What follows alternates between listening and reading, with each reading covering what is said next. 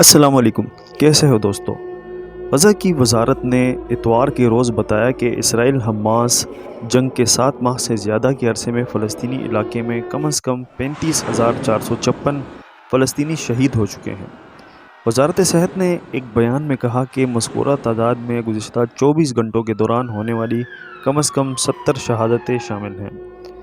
اسرائیلی جہازوں اور ٹینکوں نے غزہ اسٹرپ کے طول و عرض میں گولہ باری کی، جبکہ اسی دوران وائٹ ہاؤس کے قومی سلامتی کے مشیر جیک سلیوان نے اسرائیلی وزیر اعظم سے اتوار کو ملاقات بھی کی۔ اسی دوران دوستو، یعنی 7 اکتوبر کے بعد سے اب تک غزہ پر کی جانے والی بمباری میں UN کے مطابق 212 اسکولوں کو براہ راست نشانہ بنایا جا چکا ہے، جن میں 53 اسکول مکمل طور پر تباہ ہو گئے ہیں۔ UN کے ادارے یونیسیف، جو کہ بچوں کے لیے دنیا بھر میں کام کرتا ہے، اس کے ساتھ ساتھ ایجوکیشن کلسٹر اور سیو دی چلڈرن کے مشترکہ جائزے کے مطابق حملوں میں تقریباً 90% اضافہ ہوا ہے۔ غزہ میں فلسطینی پناہ گزینوں کے لیے UN کے امدادی ادارے UNRWA کے زیر اہتمام چلائے جانے والے نصف سے زیادہ 57% اسکول بھی حملوں کا نشانہ بنے ہیں۔ واضح رہے کہ اسرائیلی بمباری یا زمینی حملوں میں تباہ ہونے والی سرکاری عمارتیں اس کے علاوہ ہیں۔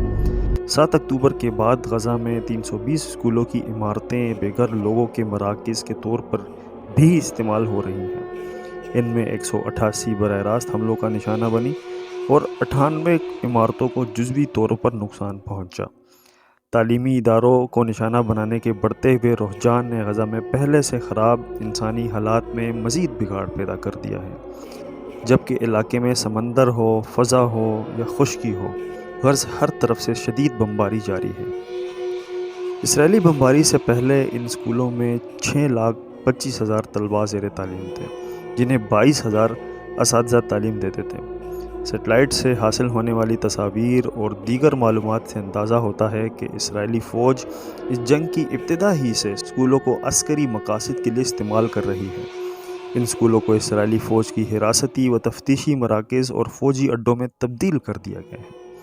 فروری میں دوستوں، سیٹلائٹ سے حاصل ہونے والی تصاویر میں ان اسکولوں میں فوجی ٹینکوں کی موجودگی، ان کے راستوں اور بمباری سے پڑ جانے والے گڑھوں کا اندازہ بھی ہوتا ہے۔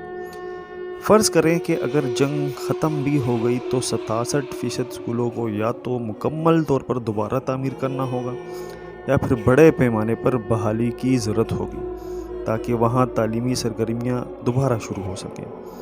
دوستو، تمام نامصائب حالات کے باوجود بھی غزہ کی آبادی 100% پڑھی لکھی ہے اور وہاں پر ویل ایجوکیٹڈ لوگ موجود ہیں، اور اسرائیل انہیں چن چن کر نشانہ بنا رہا ہے۔ 7 اکتوبر سے اب تک اسرائیل نے کن کن افراد کو نشانہ بنایا ہے، اس کی تفصیل فیلکن ٹی وی کی اگلی ویڈیو میں ملاحظہ فرمائیں۔ بہت بہت شکریہ۔